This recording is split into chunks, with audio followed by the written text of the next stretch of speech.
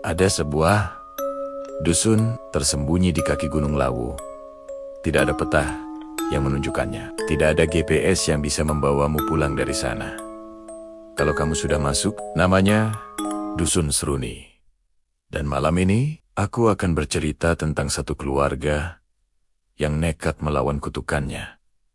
Keluarga yang tidak percaya. Namanya Pak Darmo dan Bu Surti, pasangan muda yang baru pindah ke Dusun Seruni karena warisan tanah dari kakeknya. Mereka tinggal di rumah tua berdinding kayu, atap rumbia, dan halaman belakang yang menghadap ke hutan lebat. Bu Surti sedang hamil 8 bulan.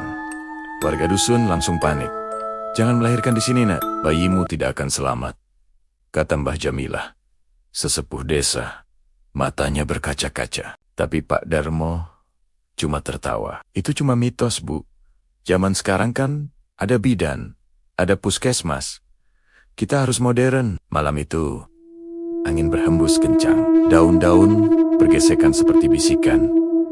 Dan dari kejauhan, terdengar suara tangisan bayi. Padahal, tidak ada bayi di dusun itu. Seminggu sebelum hari-hari, keanehan mulai muncul. Kucing peliharaan mereka menghilang. Ditemukan besok paginya. Mati, mata terbelalak. Mulut terbuka seolah menjerit. Bayangan hitam sering lewat di jendela saat senja tinggi. Kurus, tanpa wajah. Bu Surti mulai sering mimpi buruk. Dia melihat bayinya digendong sosok perempuan berambut panjang, lalu dibawa masuk ke dalam tanah. "Darmo, aku takut. Aku sering dengar suara. Kembalikan. Kau janji." Tapi Darmo tetap keras kepala. "Itu cuma sugesti, sayang. Kita harus lawan takhayul." Tengah malam, hujan deras, listrik padam. Bu Surti mulai kontraksi. Bidan kampung datang, tapi begitu masuk rumah, tiba-tiba lampu minyaknya padam, dan dia kesurupan. "Jangan, lahirkan di tanah." "Terkutuk! Terkutuk!" teriak bidan dengan suara serak. Bukan suaranya sendiri. Darmo panik. Dia bawa istrinya ke kamar mandi, mau melahirkan sendiri. Air hangat, handuk, gunting steril, semua sudah disiapkan.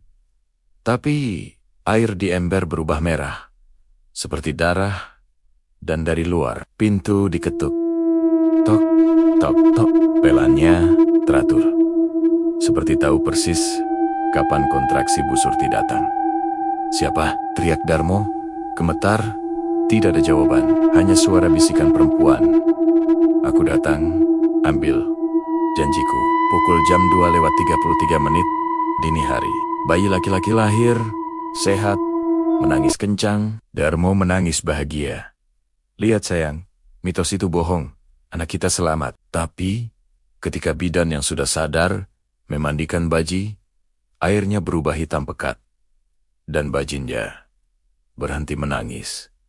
Matanya terbuka lebar, tapi tidak menangis. Tidak bergerak. Dan tiba-tiba senyum. Senyum yang tidak mungkin dilakukan bayi baru lahir. "Ini bukan bayimu," bisik bidan. Wajah pucat. "Ini penggantinya." Tiba-tiba, jendela kamar terbuka sendiri. Angin menerjang dan dari luar terdengar tawa perempuan. Tawa yang lembut, tapi menusuk tulang. Darmo memeluk bayinya erat-erat, tapi tubuh bayi itu dingin, terlalu dingin. "Jangan ambil anakku," teriaknya. Tapi dari pojok kamar bayangan hitam menjulang, tinggi, tanpa wajah, tangannya panjang, meraih, dan tiba-tiba lampu menyala. Bidan menjerit. Bayinya hilang. Di tempat tidur, hanya tersisa selembar kain putih dan sajen bunga setaman, seperti yang biasa ditaruh warga di depan rumah untuk menenangkan penunggu. Di luar, sunyi. Hanya suara jangkrik dan rintik hujan yang pelan-pelan berubah jadi suara tangisan bayi.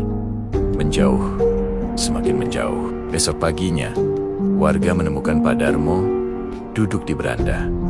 Mata kosong, memeluk boneka kain. Bu Surti hilang, tidak ada jejak, tidak ada darah, hanya secari kertas di meja.